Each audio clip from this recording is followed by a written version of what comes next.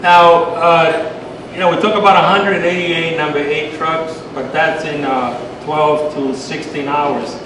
If they were to have it their way and do 24 hours, then you're looking at, you need to add, just by the nature of math, an additional 100 trucks. So you're looking at over 300 number 8 tractor trailer trucks if they were to do this 24/7. The area is only so big so that in time you will have a number of trucks idling on Allen's Avenue in and out of that property. And you know what? When a truck goes in, a truck has to come out.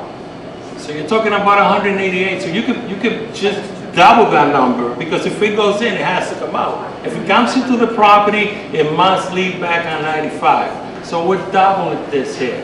That's the magnitude of this problem that has come before us. And to expand a little bit in the magnitude of this traffic issue, we have Joseph Comoros. Is he still here? And with your experience, what kind of impact do you feel that this will cause with the size of the road that we have and the issues that we already face? Well, adding that volume of full-size trucks would be difficult to handle with the current property size and property pattern.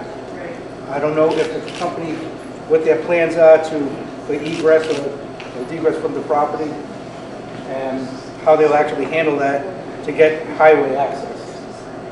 So, well, it looks here, by the way that they drafted with the map, I'm not even sure, unless they redo the entire area, that they will be able to make a turn, because they exit here right onto Allen's Avenue, and they'll make an immediate turn, as they display, to go right into the facility.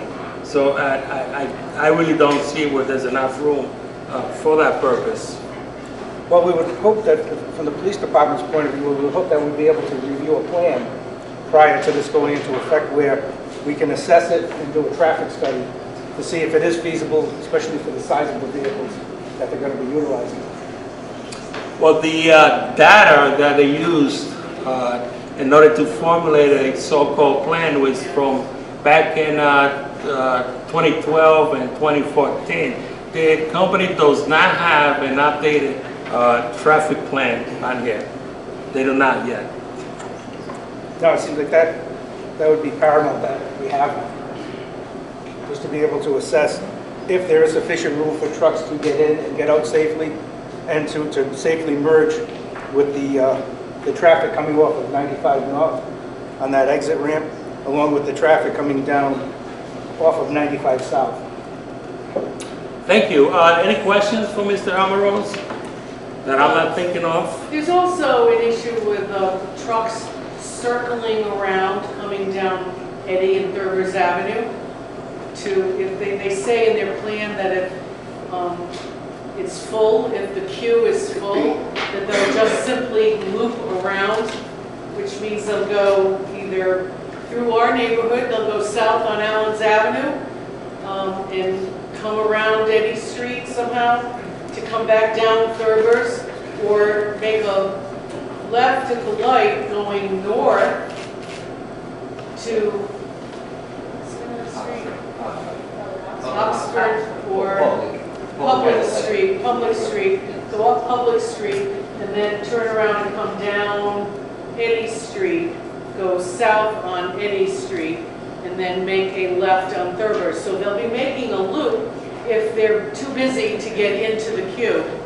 And with 200 trucks a day or more, I think they probably would be too busy. That's like 4 trucks a minute on a 10-hour day. So I think the other thing is, from a police department perspective, one of our primary functions is not commercial vehicle enforcement. So some of these issues that come up with these vehicles, if it is 200 approximately a day, is probably going to strain some of our resources. We really only have Officer Amoroso, who's dedicated to commercial enforcement full time. It's not like we function like the state police, so we're more concentrated on things, you know, quality of life, complaints, violent crime, things like that. Things that you folks tell us are your priorities. So it's not something we're really geared towards that much. well, it would be a hazard, we believe, to be. So So definitely there is not a capacity, that's what you're saying, right? It would Right strain now, we our, don't it would have strain our resources to enforce that much commercial vehicle traffic. Okay, And it's not just when they're looping, because when they leave the plant and they've got to go south, they're going to go down, up Public and down Eddy to get on 95 south. So they're going to be passing all down our street, even more into the neighborhood. or getting on the Third Avenue ramp and like quickly moving over to the left, I believe is an obstruction in this very crowded intersection with all kinds of truck traffic anyway, and actually putting a strain on the bridge itself.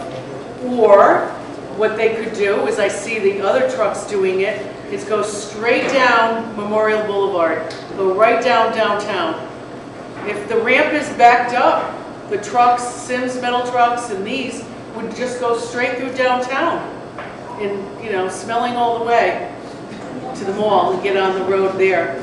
So it's a hazard, it's just bad no matter how you look at it.